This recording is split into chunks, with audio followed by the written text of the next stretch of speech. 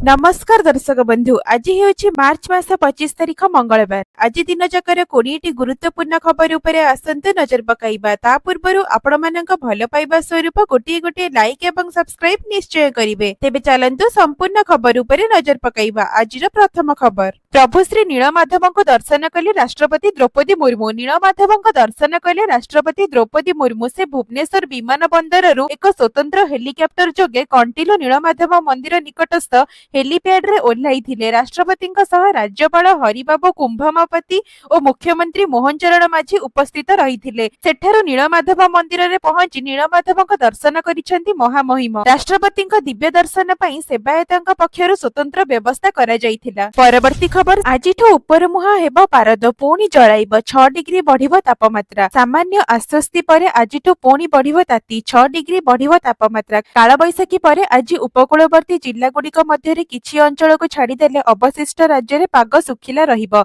आसंता 24 घंटा मध्य बालेश्वर, भद्रक, जाजपुर, केन्द्रापड़ा, कटक एवं जगतसिंहपुर किछि अंचल रे बिजुली घड़घड़ी सह वर्षा पवन संभावना रहिछि। एथिपई एही जिल्ला गुड़िकरे पाणीपाग केन्द्र पक्षरु येलो वार्निंग जारी करा जायछि। अन्यपटे पश्चिमा झड़ अपसरी जाइथिबारु आजिठु पारद उपर मुहा हेबो। आगामी 4 रु 5 दिन मध्य राज्यर विभिन्न अंचल रे सर्वाधिक तापमात्रा 4 रु 6 डिग्री पर्यंत वृद्धि पाइबा संभावना रहिछि। फଳରେ दिन और रातिरे गुळुगुळी अनुभूत हेबो बोली पाणीपाग विभाग पूर्वानुमान करिछि। परवर्ती खबर, साधारण ग्राहकଙ୍କ ପାଇଁ खुशी खबर। अपरिवर्तित रहिला बिजुली दर। Prepaid bill भरिले मिलिबो 4% रिहाती। साधारण ग्राहकଙ୍କ ପାଇଁ अपरिवर्तित रहिला बिजुली दर। 2025 रु 26 वर्ष लागि विद्युत दर निर्धारण करिसेंती ओडिशा विद्युत नियामक आयोग ओईआरसी। ओईआरसी सचिव प्रियव्रत पटनायक प्रेस मीट करी एही घोषणा करिसेंती। प्रीपेड बिल भरिले 4% रिहाती मिलिबो। डिजिटल पेमेंट कले जेउ 4% रिहाती मिलुथिला ताहा बलवत्तर रहिछि। सेहिपरि जदि आपण 2 किलोवाट पर्यंत स्मार्ट मीटर व्यवहार करुथिबे तेबे रेंट छाड़ करा जिवो। परवर्ती खबर, सांसदଙ୍କ दरमा बढ़ाइले केंद्र सरकार। सांसदଙ୍କ दरमा और भत्ता वृद्धि कले केंद्र सरकार। सांसदଙ୍କ दरमा 24,000 बढ़ा गला। 1 लाख टंका परिवर्ते सांसद माने पाइबे 1,24,000 टंका दरमा।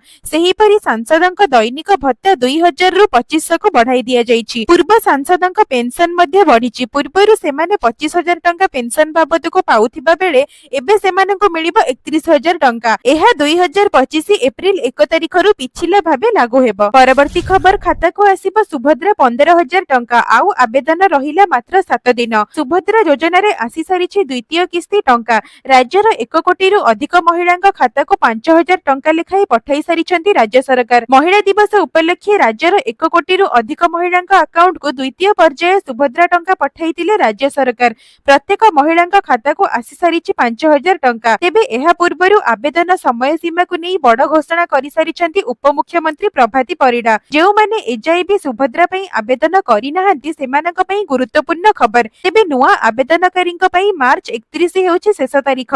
एही तारीख मध्य रे आवेदन कले 3टी किस्ती टंका एका बेले के पाई परिबे। अर्थात हिताधिकारींक खाता को सीधा सड़क 15,000 टंका आसीबो। एहा परे आउ आवेदन सीमा वृद्धि पाइबो नाही। उपमुख्यमंत्री प्रभाती परिडा कहिथिले जेउ माने मार्च 31 भितरे आवेदन करिथिबे राखी पूर्णिमा रे एकाकालीन 3टी किस्तीर टंका पाइबे। ए नै पूर्वरु भी घोषणा करिथिले उपमुख्यमंत्री प्रभाती परिडा। तेणु जेउ माने एजाई आवेदन करि नाहंती सेमाने मार्च 31 भितरे आवेदन कराई नियंतु। परवर्ती खबर, चिटफंड क्षतिग्रस्त फेरी पाइबे टंका। गृह रे लिखित उत्तर रखिले मुख्यमंत्री। चिटफंड क्षतिग्रस्त फेरी पाइबे टंका। ए नै नुआ निर्देशावली प्रस्तुत करुछंती सरकार। टंका फेरस्त प्रक्रिया सरलीकरण करिबाको नुआ निर्देशावली प्रस्तुत करुथिबा गृह रे लिखित उत्तर रखुचंती मुख्यमंत्री। एजाए 96,474 हिताधिकारींकु 45 कोटी 69 लाख टंका फेरस्त करा जाइछि। अवशिष्ट जमाकारींकु फेरस्त पई सरकार त्वरित पदक्षेप नेउछंती। 7टी अंतरीण रिपोर्ट रे 4,72,651 जनଙ୍କୁ सुपारिश करिथिले कमिशन। परवर्ती खबर, राज्य रे 3 वर्ष रे 84टी नकली मेडिसिन चिन्हट। स्वास्थ्य मंत्री मुकेश महालिंग। राज्य रे सबु मिलुछि नकली। पूजा घियो ठारू आरंभ करी गाड़ी इंजिन ऑयल पर्यंत सबु नकली। एबे लोकमानंकर जीवन रक्षा पई नकली औषध मिलुथिबा मध्ये जणा पड़िछि। सोमवार विधानसभा रे एही सूचना दैछंती स्वास्थ्य मंत्री मुकेश महालिंग। मंत्रीଙ୍କ सूचना अनुसार गत 3 वर्ष रे 13,052टी नमूना परीक्षण करा जायथिला। सेथिरो 84टी मेडिसिन नकली थिबा चिन्हट होईछि। एही नकली मेडिसिन नै 100 107 ମାମଲା 15 ଜଣଙ୍କୁ ଗିରଫ କରାଯାଇଥିଲା ବେଳେ 3 ବର୍ଷ ମଧ୍ୟରେ 3462ଟି ଚଢ଼ାଉ କରାଯାଇଛି। ରିପୋର୍ଟ ଅନୁଯାୟୀ ଉତ୍ତରପ୍ରଦେଶ, ମଧ୍ୟପ୍ରଦେଶ, କୋଲକାତା ଏବଂ ହାଇଦ୍ରାବାଦ ଭଳି ଅନ୍ୟ ସ୍ଥାନରୁ ନକଲି ଔଷଧ ଯୋଗାଣ କରାଯାଇଥିଲା। ପରବର୍ତ୍ତୀ ଖବର ବଦଳିଲା ନିୟମ। ଏପ୍ରିଲ 1ରୁ ଏହି ଗାଡ଼ି ଉପରେ ଲାଗିଲା ବ୍ୟାନ୍, ମିଳିବନି ପେଟ୍ରୋଲ ଡିଜେଲ। ଏପ୍ରିଲ 1ରୁ ନୂଆ ନିୟମ ଲାଗୁ କରିବାକୁ ନିଷ୍ପତ୍ତି। 1 ଏପ୍ରିଲରୁ କାର୍ଯ୍ୟକାରୀ ହେବାକୁ ଥିବା ନୂତନ ନିୟମ ଅନୁଯାୟୀ ପୁରୁଣା ପେଟ୍ରୋଲ ଓ ଡିଜେଲର ଗାଡ଼ିଗୁଡ଼ିକୁ ଇନ୍ଧନ ଯୋଗାଇ ଦିଆଯିବ ନାହିଁ। କେବଳ ଏତିକି ନୁହେଁ, ଏପରି ଯାନଗୁଡ଼ିକ ଉପରେ ମଧ୍ୟ ନଜର ରଖାଯିବ। ଏହାର ଅର୍ଥ ଯଦି ଏନ୍ଜିଟିର ନିର୍ଦ୍ଦେଶ ଅନୁଯାୟୀ ଆପଣଙ୍କ ପୁରୁଣା ଗାଡ଼ି ଅଛି, ତେବେ ଆପଣଙ୍କୁ ପେଟ୍ରୋଲ କିମ୍ବା ଡିଜେଲ ମିଳିବ ନାହିଁ। ଦିଲ୍ଲୀରେ ବଢୁଥିବା ପ୍ରଦୂଷଣକୁ ରୋକିବା ପାଇଁ ଏହି ନିଷ୍ପତ୍ତି ନିଆଯାଇଛି, ଯାହା ଅନୁଯାୟୀ ଦିଲ୍ଲୀ ସରକାର ଏପ୍ରିଲ 1ରୁ ଅଧିକ ବୟସ୍କ ପେଟ୍ରୋଲ ଏବଂ ଡିଜେଲ ଯାନରେ ଇନ୍ଧନ ଭର୍ତ୍ତି କରିବା ଉପରେ ନିଷେଧ ନିର୍ଦ୍ଦେଶ ଦେଇଛନ୍ତି।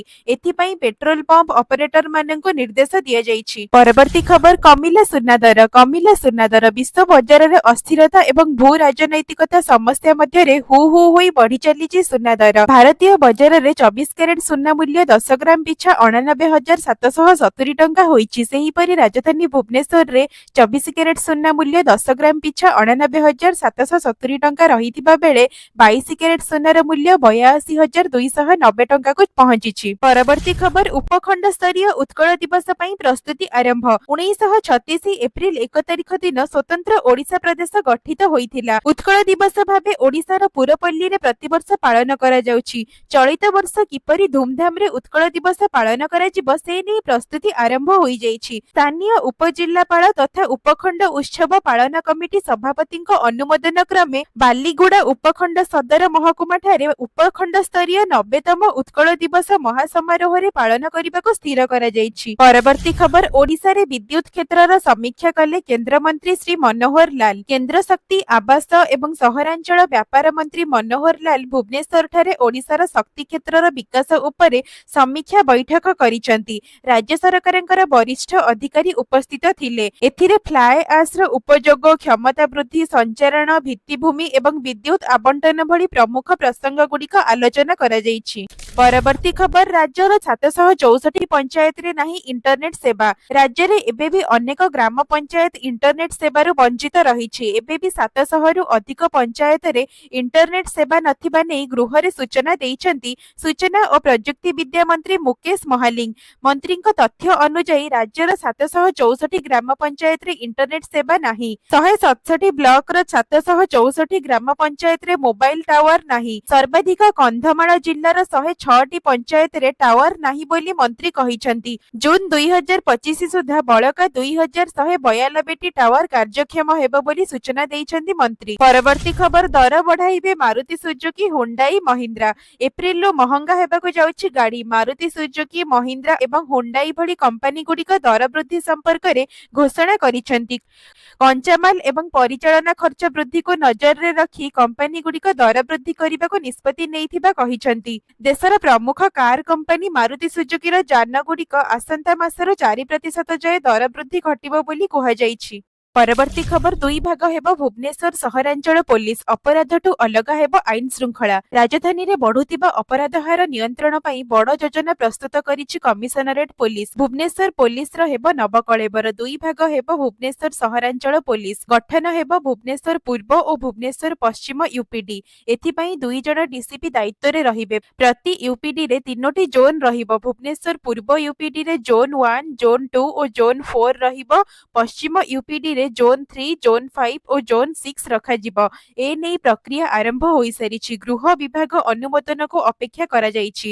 ଦିନକୁ ଦିନ ସହରରେ ବଢୁଥିବା ଅପରାଧ ନିୟନ୍ତ୍ରଣ, ଆଇନ ଶୃଙ୍ଖଳା ସ୍ଥିତି, ଭିଆଇପି ଗସ୍ତକୁ ଦୃଷ୍ଟିରେ ରଖି ଏଭଳି ଏକ ପରିବର୍ତ୍ତନ ପାଇଁ ବ୍ଲୁ ପ୍ରିଣ୍ଟ ପ୍ରସ୍ତୁତ କରିଛି କମିଶନରେଟ ପୋଲିସ। ପରବର୍ତ୍ତୀ ଖବର ସ୍ଥିର ରହିଛି ତୈଳ ଦର। ଆଜି ଦେଶର କିଛି ସ୍ଥାନରେ ତୈଳ ଦର ସ୍ଥିର ରହିଥିବା ବେଳେ ଅନ୍ୟ କିଛି ସ୍ଥାନରେ ତୈଳ ଦରରେ ପରିବର୍ତ୍ତନ ହୋଇଛି। ଭୁବନେଶ୍ୱର ପେଟ୍ରୋଲ ଦରରେ ମଧ୍ୟ ନୂଆ ଦର ଜାରି ହୋଇଛି। ଭୁବନେଶ୍ୱରରେ ଆଜି ପେଟ୍ରୋଲ ଦର 101 ଟଙ୍କା 11 ପଇସା ରହିଥିବା ବେଳେ ଡିଜେଲ ଦାମ ପ୍ରତି ଲିଟର ପିଛା 92 ଟଙ୍କା 69 ପଇସା ରହିଛି। ଏପରିକି ଦେଶର ପ୍ରମୁଖ ସହରରେ ପେଟ୍ରୋଲ ଓ ଡିଜେଲର ଦର ଅପରିବର୍ତ୍ତିତ ରହିଛି। ପରବର୍ତ୍ତୀ ଖବର, ଓଡିଶା ପ୍ରଗତିରେ ଏବେ ବି ନମ୍ବର 1 ନବୀନ ମଡେଲ। ବିଜେଡି ଶାସନରେ ନଥିଲେ ବି ପୂର୍ବତନ ମୁଖ୍ୟମନ୍ତ୍ରୀ ନବୀନ ପଟ୍ଟନାୟକଙ୍କ ଶାସନ ଅମଳ କଥା ଏବେ ବି ଚର୍ଚ୍ଚାରେ, କାରଣ ଓଡିଶାର ପ୍ରଗତିରେ ନବୀନ ମଡେଲ ଏବେ ବି ଚର୍ଚ୍ଚାରେ। 2017ରୁ 2022ର ମୁଣ୍ଡ ପିଛା ଆୟ ବୃଦ୍ଧିରେ ଏକାଧିକ ଡବଲ ଇଞ୍ଜିନ ସରକାରଙ୍କୁ ପଛରେ ପକାଇଥିଲା ଓଡିଶା। ସାରା ଦେଶରେ ଅନ୍ୟ ରାଜ୍ୟ ତୁଳନାରେ ଓଡିଶା ରାଜ୍ୟର ନିଟ୍ ଘରୋଇ ଉତ୍ପାଦ ଅନୁପାତରେ ମୁଣ୍ଡ ପିଛା ଆୟ ବଢାଇଥିଲା 22.99%। ଏହି କଥା ପ୍ରକାଶ କରିଛି ଦେଶର ଏକ ପ୍ରତିଷ୍ଠିତ ସର୍ଭେ ସଂସ୍ଥା ଇଣ୍ଡିଆନ ଟେକ୍ ଆଣ୍ଡ ଇନଫ୍ରା।